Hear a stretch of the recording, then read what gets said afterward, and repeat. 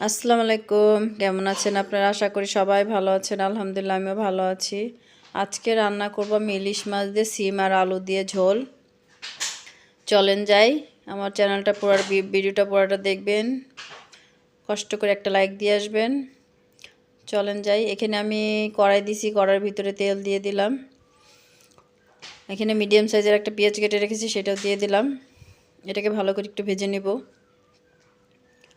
এটার ভাজার চান্স আপনাদের দেখা দিচ্ছি, কারণ আমি এখানে সিম আর আলু কেটে রেখেছি, কেটে পরিষ্কার করে রাখছি। এখানে আমার 2 চামচের মতো হবে পেঁয়াজ বাটা, রসুন বাটা, আদা বাটা, এগুলো আমি এখানে দিয়ে দিলাম।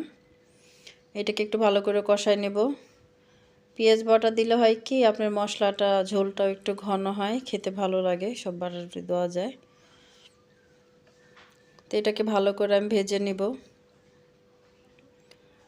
তো এখানে আমি স্বাদ মতো লবণ দিলাম, 1 চামচের মতো হবে, লাগলে আমি পরে আবার একটু দিব। এখানে 1 চামচের কম হবে হলুদের গুঁড়া দিয়েছি আর কি, 1 চামচের কম, আধা চামচের একটু বেশি।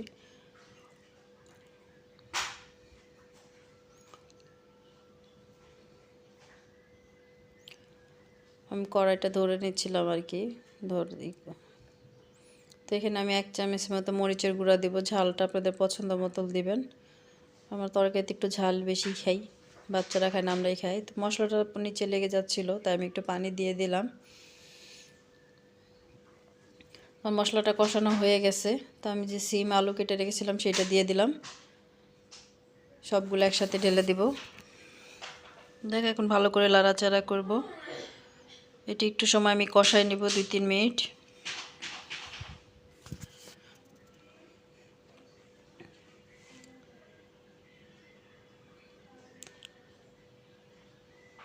আমার কষানো হয়ে গেছে, তো এখানে আমি এখন পানি দিয়ে দিব। তো পানি যখন দিছি, আসলে ক্যামেরাটা অফ ছিল, বাচ্চা এসে কথা বলতেছিল, কি বেখেয়ালে ক্যামেরাটা অন করতে ভুলে গেছিলাম। যাই হোক, এখানে আমি পানি দিয়ে দিছি। পানিটা ফুটে আসলে আমি এখানে টমেটো দিয়ে দিব। আমি 2টা টমেটো কেটে রেখেছিলাম, সেটা দিয়ে দিলাম। এটা অপশনাল। যাই হোক, এখানে আমি ইলিশ মাছ আগে ভেজে রেখেছিলাম, সেটা এখানে দিয়ে দিব। বয়স দিতে গেলে কতবার কাটতে হয়, কতবার বয়স দিতে হয়, বাচ্চারা মাঝে মাঝে চিল্লায় ওঠে।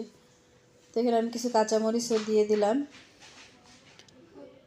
যাই হোক, আমি এখানে সবজিটা একটু করলাম। এখানে মাছ রেখেছিলাম আমি 4 পিস, মানে 2টা ইলিশ মাছ, সেটাকে ভাজছি 2 পিস। আমরা খাবো, বাচ্চারা আসলে খায় না ইলিশ মাছ, মানে কাটা বাসার ভয়তে খায় না, এই জন্য 4 পিস করে দিয়েছি। এখন আমি এটা ঢেকে রেখে দিব 2-3 মিনিট।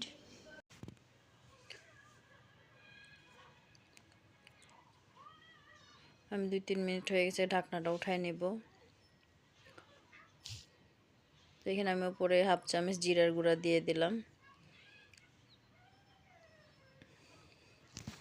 দিয়ে একটু লাড়াচাড়াতে দিচ্ছি।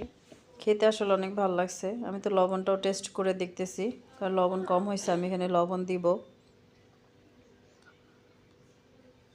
আমিও কখনো সবজি ইলিশ মাছ রান্না করে খাইনি, তো আমিও প্রথম তো খাইয়া দেখি, মাশাআল্লাহ খুব ভালো হয়েছে।